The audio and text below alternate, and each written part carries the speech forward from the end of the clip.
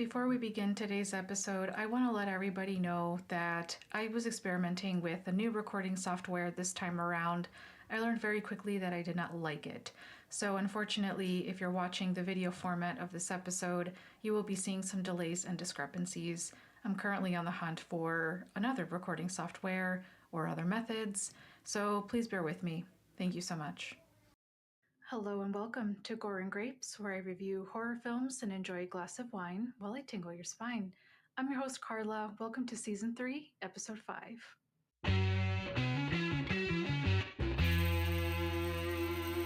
Hello, everybody. Thank you all very much for joining me today.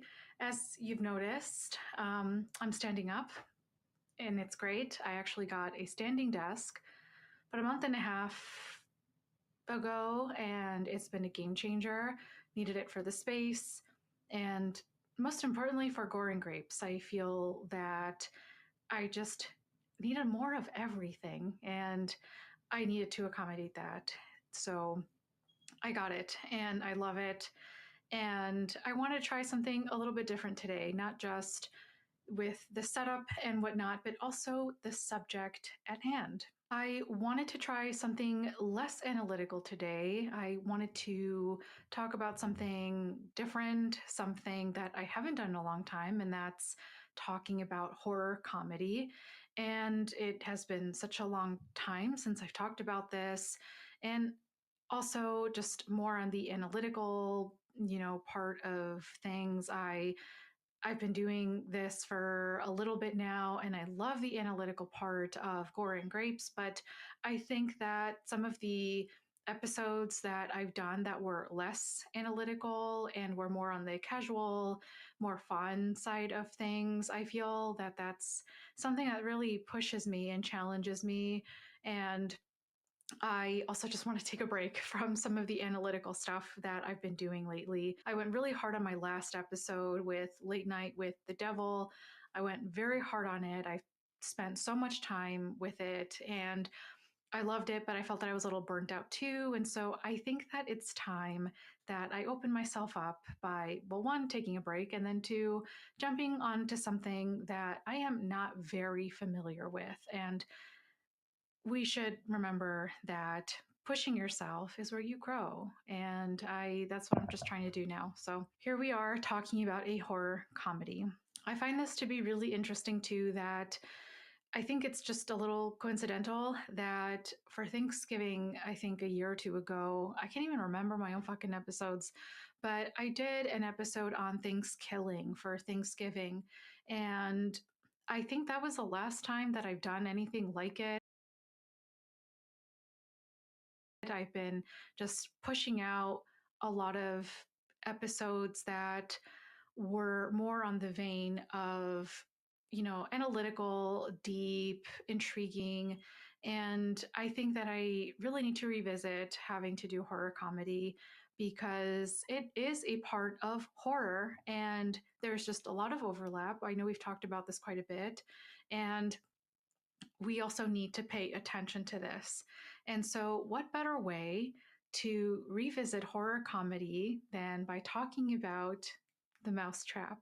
Before we get into the video, I haven't really done a whole lot of script writing for this episode. I am just going off the seat of my pants. I have some pointers and bullet points and what have you, discussion notes and stuff, but otherwise I don't have anything concrete. So I'm just going off of pure memory and just talking about what comes to mind. How the mousetrap came into my radar was on Halloween, actually. Was watching a good horror movie. I was watching Ringu, the original Ring movie, the Japanese version, and I felt that the night was young, and so the mousetrap kind of came on to be. And I want to say, I absolutely hated it. I hate it. I think everybody can say that now. And I just want to say that right off the bat. I hated it. But we're going to talk about it anyway. The content provided in this podcast includes references to alcohol and its consumption, but it is essential to emphasize that we do not endorse or encourage the irresponsible or excessive consumption of alcohol. Alcohol should be consumed responsibly and in moderation. It is crucial to be aware of the legal drinking age and adhere to local laws and regulations regarding alcohol consumption. Any alcohol references or depictions in this podcast are purely for entertainment and informational purposes. They should not be taken as a suggestion or endorsement to engage in unsafe or unlawful drinking practices. Please make informed decisions and prioritize your safety and well-being. Today's wine of choice is one that maybe a lot of people would not have guessed right off the bat, but I decided to go for this because why not? We're doing everything very differently today. The wine of choice is the none other than Bread and Butter, a Sauvignon Blanc. I decided to go with a white wine because it's going to be the complete opposite of what we're going to talk about. I decided to go for a white wine, which to me, in this instance, symbolizes innocence, childhood, more juvenile side of things, innocent and light. And what other way to, or what other kind of wine could I choose other than a white wine, which I'm really excited about to try today? Classic California Sauvignon Blanc with crisp notes of citrus, peach, and melon. Perfect when enjoyed chilled and with pleasurable company. I have had this brand before. I have had some of their red wines as well. They're pretty decent, but I've never tried any of their white wines. I figured that now is a good time to do so and give this a shot. This is a 2023 wine. I also like to point out the label, the appearance, and the overall aesthetic, for the lack of a better word, of the bottle. It's just so simple. It's, I would say, understated, and I mean this positively. I think that the bottle design is perfect. And for what we're going for, I think this is wonderful. And so, without further ado, cheers. It's great. It's very refreshing. It's crisp, fruity, definitely. Very light and airy as well. The aftertaste is also quite sweet. It's not bitter whatsoever. This sits very, very gently on the palate. Overall, I love the taste. I love that you can pair this with almost anything, in my opinion. Definitely more with seafood. I know we said this recently with the wine that I chose for the thing. If you are a seafood person, this would pair well with that. If you're going for something light like salads, that would be good as well. If you eat meat, chicken, or any other white meat would be very good for this as well. It's a 10 out of 10 for me. I love it. It's great. And I definitely see myself purchasing this in the future. So, for those of you who don't know what the Mousetrap is all about, Alex turns 21, but she's stuck working a late night shift at the arcade. Her friends decide to surprise her at her job until the night takes a turn for the worst when they're confronted by a maniacal mouse killer that traps them inside the arcade to play a deadly game. The movie was released on August 6, 2024, after many delays, and it actually went straight to on demand. They were originally set for a worldwide release March 2024. The film was directed by Jamie Bailey, though I do have to note that Simon Phillips, who is the person that plays the manager in the film, was the person who wrote the script. I admittedly, I didn't do any research as to who he was, but we're going to be talking about Simon Phillips here for a second. Simon Phillips, like I said, was also very important in this whole ordeal. He is an Irish actor from County Galway. He was mainly in independent British films. He was in How to Stop Being a Loser, Jack Falls, and The Rise and Fall of a White Collar Hooligan. This was the fact that really surprised me the most. This film had a budget of $800,000. $800,000. And I know that in comparison to a lot of the movies that I've talked about, maybe $800,000 is like a drop in the bucket. But for this kind of movie, I was very surprised. And you'd think that after pouring so much money into something like this, you'd think that it was very well worth the investment. But unfortunately, the box office earnings were very disappointing. The box office earnings were quite low, hitting $109,973. The reviews were quite abysmal, as you can expect. It got 17% on Rotten Tomatoes and a 2.4 out of 10 on IMDb. A review by John Serba, Mousecrap, and that's it. And I won't read the entire review here that was posted on IMDb. I will place it here shortly, but the title was exactly what I thought, and it reads exactly what expected, unfortunately. I just have to say that when I first heard about the film, I was not particularly excited, but I had a feeling that it was going to be bad. It was going to be bad on purpose. But I have had a blast reading the reviews, all in agreement. Some fun facts about the film. Filming mainly took place in Ottawa, Canada, in an amusement arcade called Fun Haven, which took over the course of 8 days in the summer of 2023. In an interview with Johnita Davis at the Black Cape magazine, writer Simon Phillips says, quote, "So Mousetrap to me was like the cheesy, cliched 80s and 90s horror movies. I was like, let's do this. Let's make Mickey Mouse like a mask. Make Mickey Mouse the Steamboat Willie Mickey Mouse, a slasher killer. And let's trap these kids in an amusement park or an arcade. And like a 90s movie, don't think about it too much. Just have fun." But let's put a pin on that for a minute. Last but not least, the mask used in the film was actually a 1960s Mickey Mouse mask, repainted in black and white. Just think about it for a minute. This was an adaptation, or this was inspired by the 1928 animated short film Steamboat Willie, 1928, using a 1960s Mickey Mouse mask. As we move forward, something that we have to discuss is just Mickey Mouse in general. We have seen a lot of movies, actually, with Mickey Mouse. And it just feels so bad saying it. I'll explain here in just a second, but it was just untouchable. You weren't supposed to really talk about it or use it in any way, shape, or form. But like I said, we're going to be talking about why all of a sudden Mickey Mouse is the subject of a horror movie, actually many horror movies, because there was Screamboat 2025.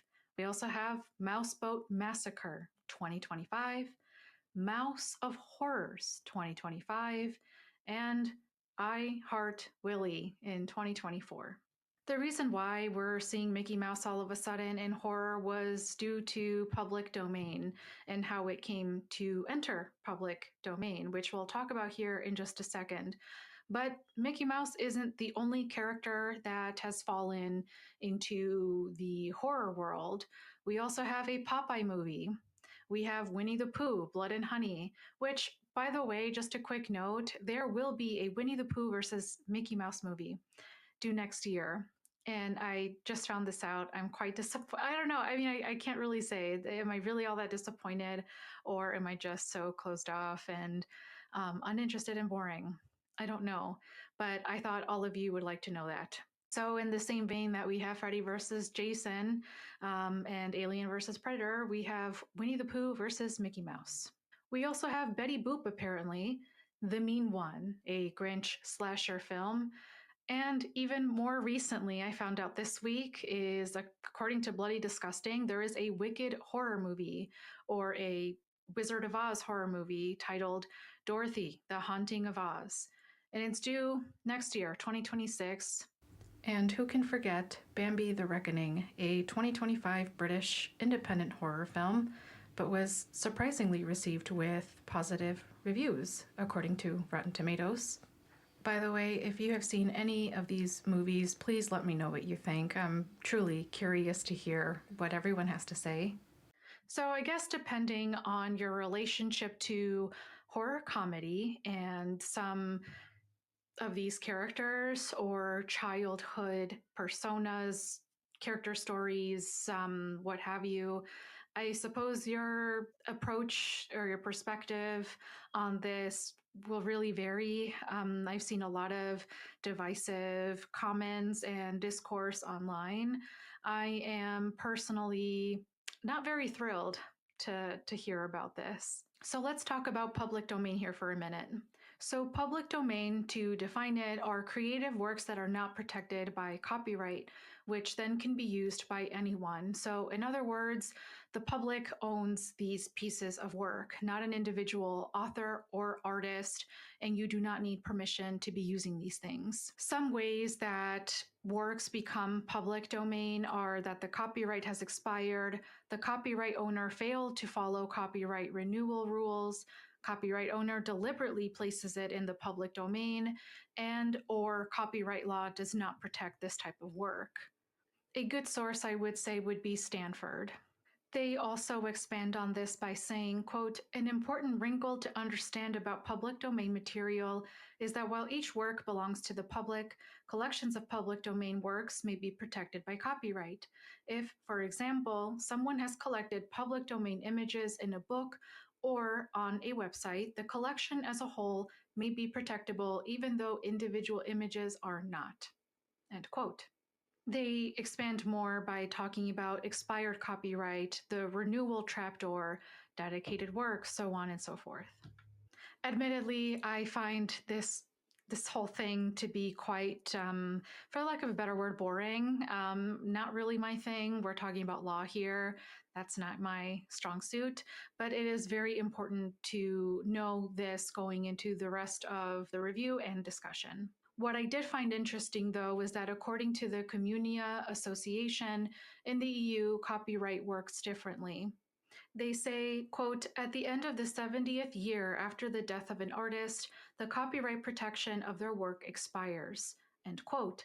They continue by explaining that, quote, the US copyright law again uses a completely different approach, providing a term of protection of 95 years after a publication for works created before 1978.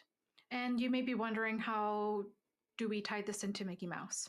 How this relates to Mickey is that only the version of Mickey Mouse and Steamboat Willie from the animated short film of 1928 is public domain. He has noticeable differences in the Mickey that we know today, which is more animated, lively, and polished.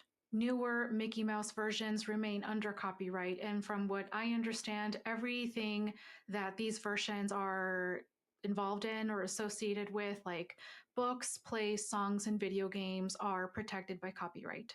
This is why the aforementioned horror films are tied to the Steamboat Willie theme, since they're only allowed to use this version of the character. I want to note that the rest of the review is just my own thoughts, my own collection of thoughts and ideas, and just wanting to open up the discussion about this whole thing. I just find this to be completely, well, both ridiculous and interesting at the same time. So anything after the fact is not fact. It is purely my own opinion, beliefs, and perspective.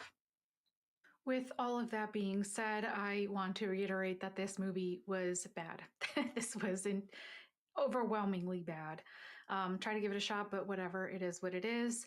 And something that I really have been trying to put together in my head, was this an excuse to be a bad movie? Was there anything behind it other than just using Mickey Mouse as an excuse to make this movie happen?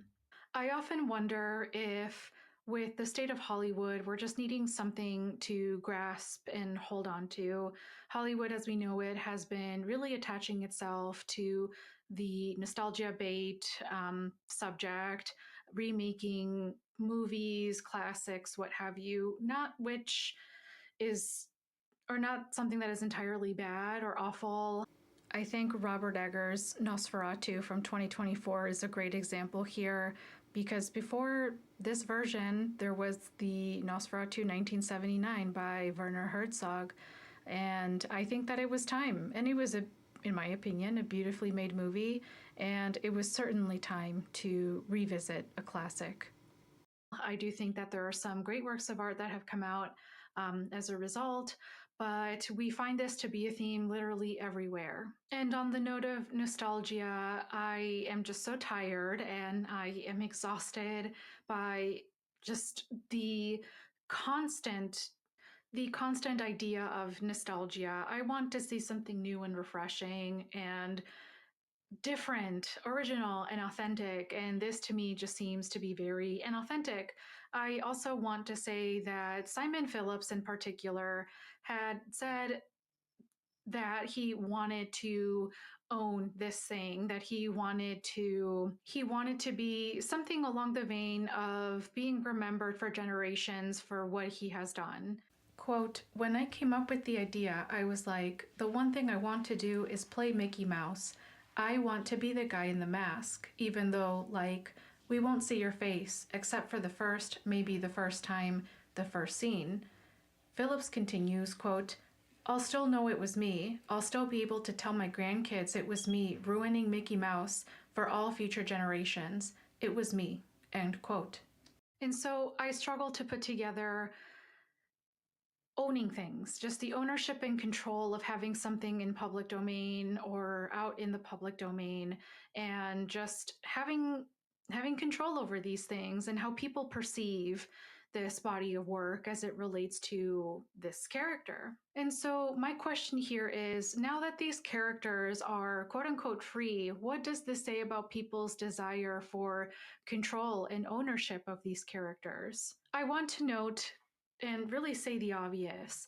Mickey Mouse is a childhood Disney classic. This is something that a lot of us, or this is a character that a lot of us have grown up with, myself included. And so I find it very difficult to put two and two together, that a character that I've grown up with is now suddenly tied to more adult and more adult things, other things that are not associated with childhood and innocence and just the complete opposite, of what Mickey Mouse embodies, I guess.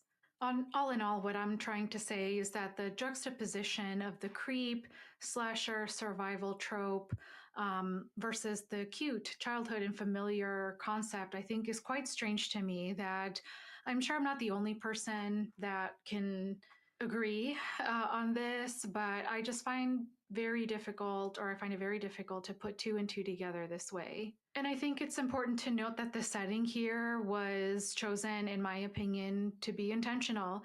You have an arcade, which is an environment or a third place for children. I also think that this is less of a backdrop. I think that this was, again, very intentional, but I think the symbolism couldn't be any more glaring. One part of the arcade that I really want to bring up is the cage, or like that weird maze part of the arcade in the film. I thought that there was just so much that we can unpack here. For one, the cage can symbolize the mousetrap in itself. When you think about mice, you think about traps and all that stuff. But you think about the mousetrap in itself, the what that symbolizes for the mouse and what this symbolizes for the people involved or the characters in this film. And I think also in one way or another, I'm just in my head trying to wrap around the ownership topic or the ownership feel of this whole thing. To be trapped or to be caged is to be controlled, it's to be submissive, or the loss of control, depending on what perspective you're taking on. And I think that with some of the scenes where there was that couple that was getting intimate and things were hot and heavy in that cage scene, I also wonder if there is any significance to that as well. Another note, I may be just making this much deeper than what it is intended to be, as noted in the quote we said earlier. But I think that there are some things here that we can talk about. I think in the way that this couple was in the cage and they were caught during that moment, I think also speaks some volumes as to this whole adulthood versus childhood, or childhood into adulthood theme as well. I see this scene with maybe more than one meaning. We have an adult couple who are engaging in something for adults only, but is being caught by a character that is for children. And so I wonder if this has anything to do with the transition from being a child into an adult, or perhaps that the act itself is frowned upon. I think just the symbolism of it all is that you're not supposed to be partaking or engaging in these activities. You have a character that is associated with childhood, children, and so you're caught by, or hey, like remember that you are a child, remember you are a kid, don't grow up, don't be an adult. I think essentially what I'm trying to say is that it's just a subtle reminder, don't grow up, it's a trap. Sex isn't something we've discussed on the podcast in great detail, but I want to bring it up now because while sex isn't a major theme in the movie, it plays an intriguing role here. Sex is implied within the first 15 minutes of the film, and sexual activity within 30. You are correct in saying that Friday the 13th had plenty of sex and other films had even more of it, but the point I'm making is within a juvenile context. The rest of the film is smothered by sexual tension, which seems to be a part of a formula for a lot of horror comedies, by the way. Sexual activity is an adult activity, and as it relates to Mickey, depending on what angle you're looking at it from, can mean a few things. One, the scene symbolizes a transition from childhood into adulthood by who, Mickey in this case, catches the couple. Two, Mickey's representation as the thing that catches them is a watchful eye, perhaps society and its complex view of sex, pressure, and punishment. Three, a subtle but playful reminder that no matter what adult activity you partake in, you are still a kid inside. And or, number four, absolutely fucking nothing. And I've already kind of touched on the cultural dominance of the film, and that is just having an influx of familiar and childhood characters that are engaging in more adult themes. And some adult themes here that we see in the film are people going into having sex, engaging in drinking, and just being an adult. And so I think that this association can be quite confusing for some people.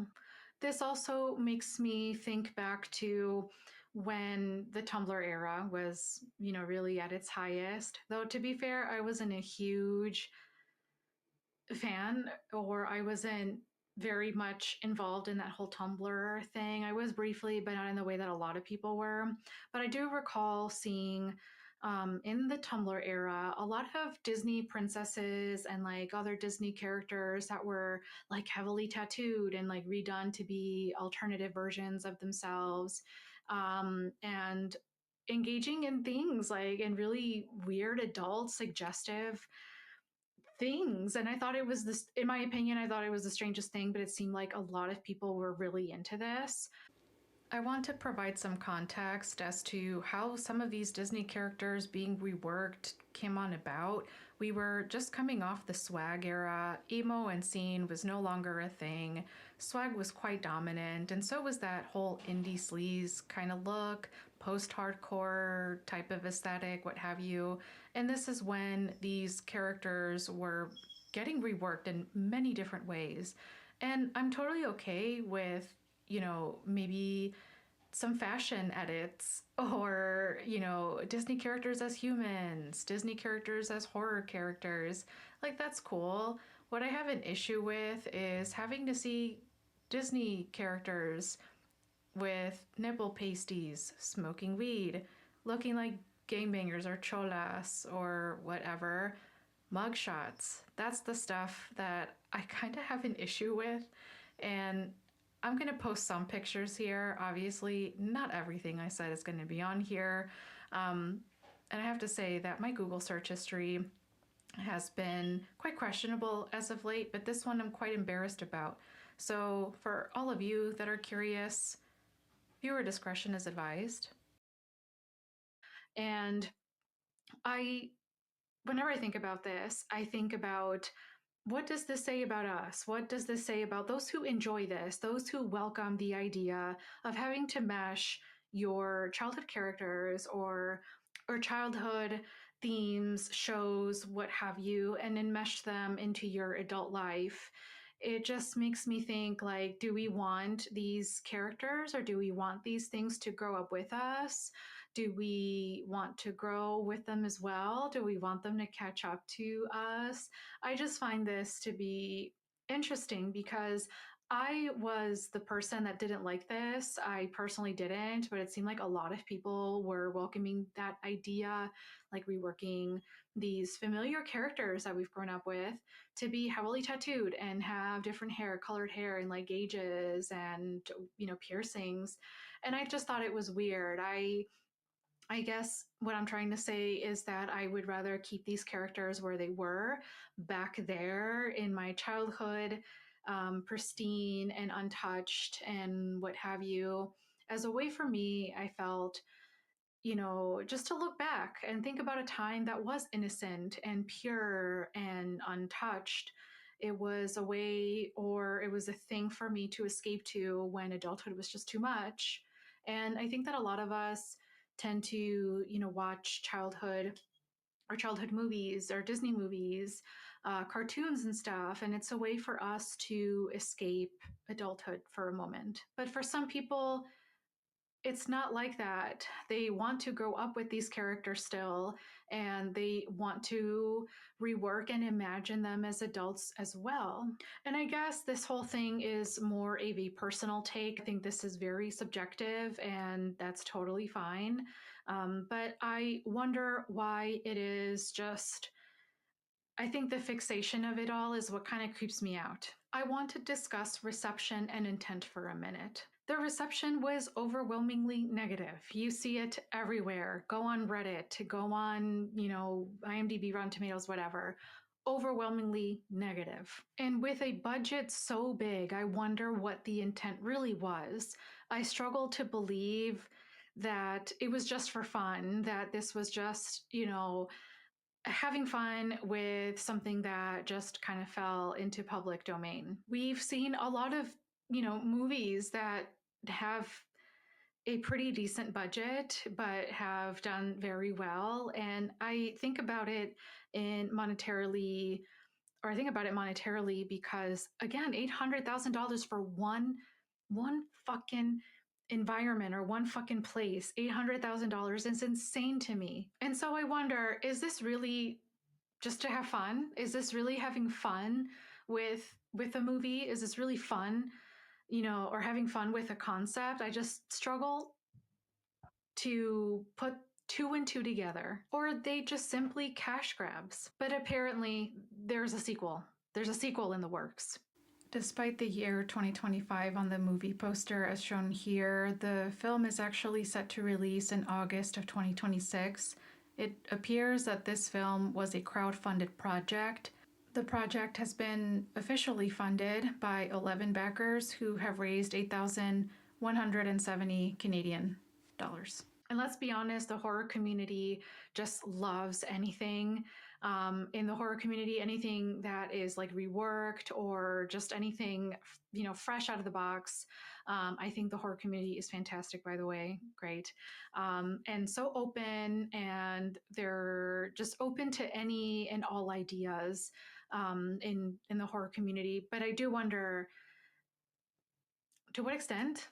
The more I talk about this film, I feel like I need to put my tinfoil hat on for a minute. I feel like maybe I'm making this a much bigger thing than it is.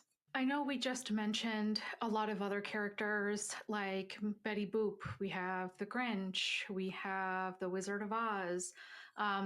Why? Why? It's not like we're in short supply of horror comedy, in my opinion, but I something about this just doesn't seem right to me. And I really hope that the horror community or that the horror sphere doesn't fall into what Hollywood is doing right now and just pumping up a bunch of stuff, like nostalgia bait, relying on old stuff, remakes and whatever, just to prop up and make a buck. I would hate for it to go down that way, but from what it looks like, I mean, we don't need this. We really don't need this, in my opinion. And I get that not everything has to be deep. It's really not all that deep. We can have fun. Um, we can be so creative. We can do so much, and it doesn't all have to be a 3 hour long movie of name a thing. But I just find this to be like a pink flag, I guess, or a beige flag. I don't know. I don't know how to fucking call it. But I find this to be a flag of some sort that all of a sudden we're having an influx of horror comedy movies that are tied to a specific character or story, a familiar one at that. I really hope that this wasn't, nostalgia bait or rage bait, even. I think that there is a difference between having fun with something, but also just making a complete trash fire out of it, And this is what I think about this film. There was nothing enjoyable about this film. There was not 1 minute of it that I thought was good or that, wow, I hope that other horror comedy movies can take a note of this or make a note of this. I thought that legit, it was just somebody grabbing this thing and just like beating it incessantly. There are some pros though. I do want to say that there are some pros though. I do like, for example, the lighting. I thought the lighting was great. And being in an arcade, I think just really supported this whole thing. I think this whole environment, and the story. Even I love the neon lights. I love arcades. I love arcades. I go to arcades all the time. Well, maybe almost all the time, but I love the lighting. That was something I really appreciated. I also really appreciate the ability to make an entire movie in like one place, because the majority of the movie took place in one place only, and that's the arcade, except for maybe like a couple scenes that were in a bar. But it otherwise, I mean, a bar, but I mean, like down the street, I guess. I don't know. But the ability to do that or to make a movie in just one or two places, I think, is a skill. Not everybody can do that, but there are movies like Saw that was able to pull that off quite successfully, in my opinion. Um, but I think this was something that was done quite well. And also the arcade environment, I think that was a pro as well. Always good to have an arcade in a horror movie. We have seen plenty of horror movies with arcades in them. They're harder to make scary, but enjoyable. Before we get into the cons, I do want to finish this. My list of cons is very long, so I'm just going to run right through them. Atrocious dialogue, lack of depth to characters. There's no resolution to the story, i.e., still no explanation about Rebecca's whereabouts or her involvement in all of this. The ending was also awful. There was no humor, in my opinion. There was no Mickey anything, really. There was not a single laugh. The camera work was quite bad. Anyway, all of this is to say that I hated this movie, and my rating is a negative 50 out of 100, thus making this the lowest rated horror film in Gore and Grapes history. But if any OG fans recall, I kind of banked Gore and Grapes or NetherRealm reviews when it was NetherRealm reviews in blog format. I essentially made this whole project to be, I watch bad horror movies so you don't have to. And so I did it. I did it here. I fulfilled my life's work with Gore and Grapes, and that is that I watch very bad horror movies for you guys. Not all of them are great. Not all of the movies I watch are fantastic, phenomenal, what have you. And that's okay. Quote, it is sort of a joke. Remember that. I've been telling this to everyone. Don't take it too seriously, you know. It's just a ridiculous idea. Obviously, when we had a lot of fun making Mousetrap, but we know that it's a ridiculous movie. It's supposed to be. End quote. If there's anything that you can take away from this video or this podcast, is that not every horror film is great, and that's okay. Enjoyment comes in many forms in the horror world or the horrorverse, and that is okay. Everyone has a different opinion. This is just my opinion. I'm probably going to ruffle some feathers. Um, there are people I know that love this movie and that it is a trash fire and that they love it. I personally couldn't wait for this movie to finish. I will never see it again. As a matter of fact, I only saw this once, and I am running off of pure memory. I usually have closing notes for all of my episodes as well. I don't. I think I've said everything that I wanted to in this episode. So watch at your own discretion. If you want to see this, you already know what my opinion is, how much you trust me. That's up to you. That's very personal. But if you do want to watch this, I watched this on Tubi for free. Thank goodness. Don't spend your money on this. Don't rent it. And that is the end of the episode. I do hope that you found tonight's episode especially dreadful, but I do want to know, what do you think? Do you agree? Do you think this was a trash fire? Do you think that this was amazing? Do you want to see more of this? Are you of the thought that these movies are fantastic and we should see more of these? Are you excited for this Wizard of Oz movie? I want to know. I really do want to know. Don't ghost me, and make sure that you subscribe and follow Gore and Grapes on all socials and subscribe to my channel for more. I do want to say that this really scratched that itch to just do something a little more casual and different. As much as I hated this movie, I love to think about it, and I love to talk about things that I don't normally talk or really come across. And so this was great to do. I will certainly be throwing in some more of these horror comedy reviews if anyone is curious. And it looks like I have plenty to be reviewing and watching. So I am elated if you can't tell. Thank you very, very much. I am very grateful for all of you, and I can't wait to see you all in the next episode. Goodbye.